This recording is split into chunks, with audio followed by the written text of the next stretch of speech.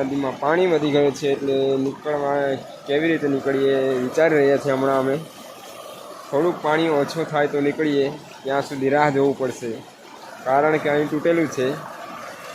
આ તૂટેલું આજનું તો નથી, 10 વર્ષ ઉપર થઈ ગયા છે તૂટેલું છે. એમાં શું કરીએ?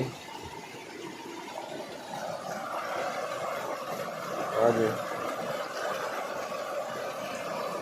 નીકળ્યા છીએ અમે ફરીને, કારણ કે ત્યાં વધારે નીકળાય એવું નથી એટલે અમે નીકળે છે ફરીને. તો ચાલો, આ નદી છે એના કાંઠે જઈએ. ત્યાં આગળ 1 કિલોમીટરના અંતરે એક મોટો પુલ આવેલો છે, ત્યાં આપણને જવું પડશે. ત્યાં સુધી આમ જ એક એડવેન્ચર રીતે.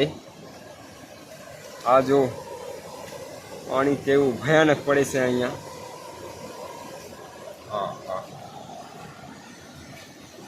ચાલો આગળ. હમણાં ઓહો, જોઈ શકો છો તમે અહીં આયરું પાણી ને પાણી.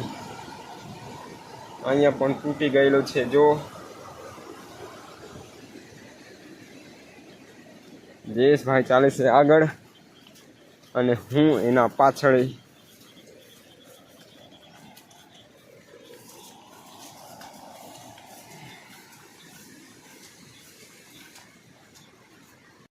આ જો હમણાં એક ખેતરમાં આવી પહોંચ્યા છે અમે.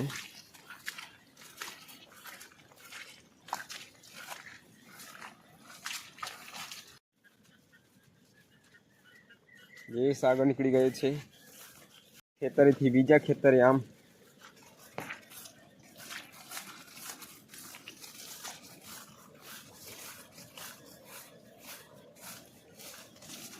આવી હાલત છે અહીંના લોકોની.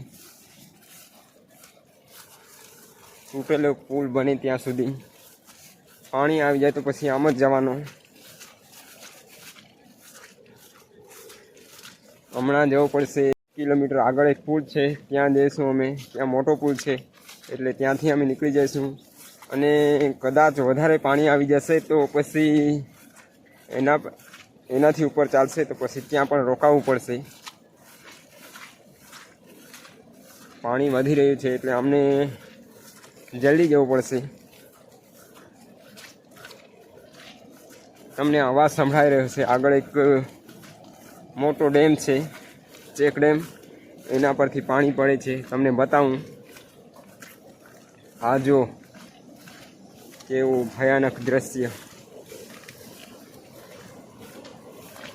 આ ચેક ડેમ.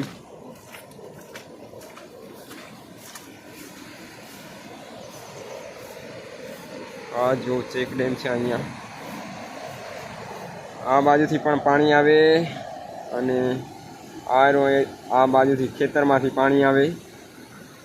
અને આ જો આમાં અમે જઈએ તો પછી તણાઈને ડાયરેક્ટ તાપી નદીમાં નીકળી જઈએ. હમણાં જ અઠવાડિયામાં 3-4 લોકો તણાયેલા છે એટલે અમે જવાના નથી, ફરીને જઈશું. ચાલો આગળ વધીએ. હમણાં જયેશભાઈ ઊભા રહેજો, ઊભા રહી જાઓ. ચાલો તો બન્યા રહેજો મારા જોડે અને મારો વિડીયો જોતા રહેજો. તો ચાલો આગળ. પાણી હમણાં કેટલું આવે છે તો ખબર નથી. આગળ જઈશું ને પુલ પર જઈશું કે પાણી કેટલું આવે છે.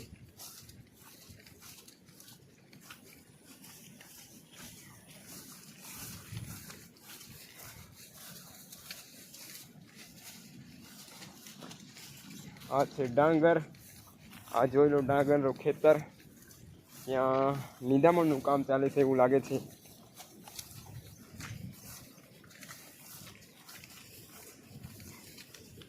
અને આ એક આવી ગયું કપાસનું ખેતર, જોઈ લો.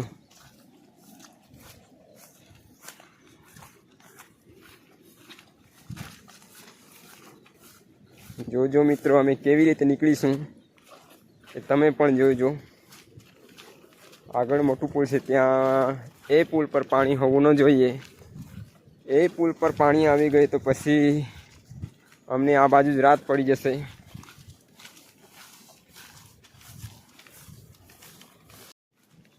આ બાજુ રસ્તો તો નથી. આ જો એક શેડો છે, એના પરથી નીકળીએ છીએ અમે.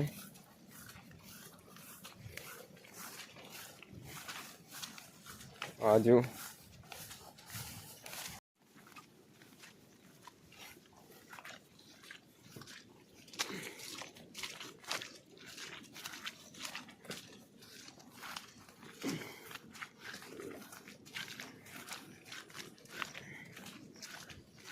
હમણાં થોડીક વારમાં અમે પહોંચીશું. આમથી ચાલે, આમથી, હા બાજુથી.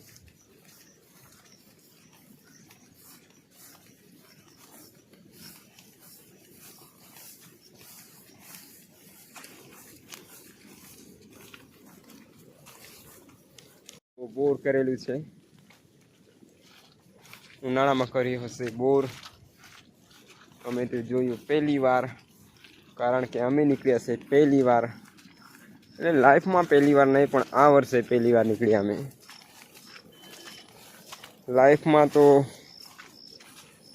અનગિનત વાર આ બાજુ નીકળ્યા છે, કારણ કે એ પુલ વર્ષોથી તૂટેલો છે. અને અહીંના જે કાર્યકર્તા છે એને તો દેખાતું નથી, પંચાયતને કે પછી જે આગળ પડતા લોકો છે એને તો આ દેખાતું નથી. એટલે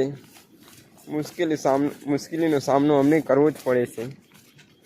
એક વર્ષની વાત નથી, દર વર્ષે આવું થાય છે. ને જે બ્લોગ છે એ ગુજરાતીમાં છે, એટલે કદાચ એને સમજ પડશે કે લોકો કેટલા હેરાન પરેશાન થાય છે એક નાનકડા એવા પુલ માટે.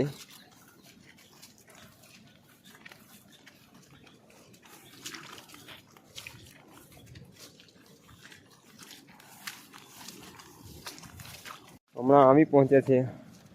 સારું થયું કે અહીંયા ઉપરથી ચાલતો નથી, કારણ કે આ બાજુ મોટો પુલ છે. અને અમે ખેતરોમાંથી એક બીજા ખેતરમાંથી આવ્યા છે ને 1 કિલોમીટર ચાલીને આ પુલ પાસે આવ્યા. આ જો આ પુલ છે, આના પરથી અમે નીકળીશું. સારું થયું કે આ પુલ પરથી ઉપર નથી જતો, નહીં તો પછી અમે આ બાજુ રોકાવું પડતું. આ જોઈ લો, પેલું આ રહ્યો પુલ. આના પરથી અમે નીકળીશું.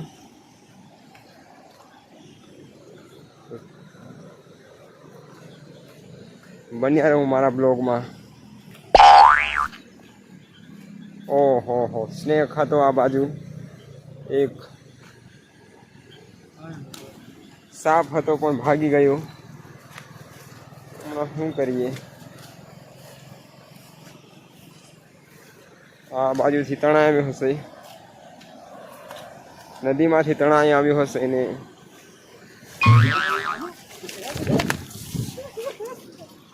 કાંઈ ના હરા.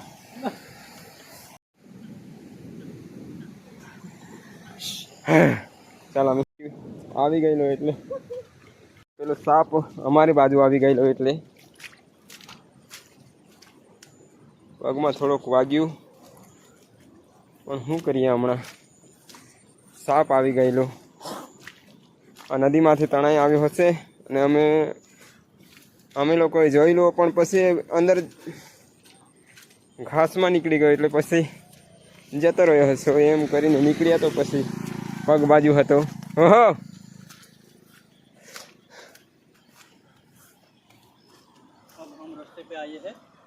હમણાં આવી પહોંચ્યા છે એ પુલ પર. અને જાન જોખમમાં નખાઈ ગયેલી, કારણ કે સાપ આવી ગયેલો. અને આ લોકોને તો દેખાતું નથી કે પુલ બની જતો તો હમણાં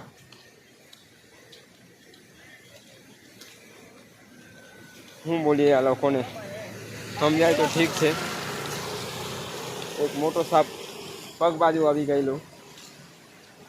આ નદીમાં તણાઈ આવ્યો હશે અને પેલી બાજુ હતો દેખાઈને.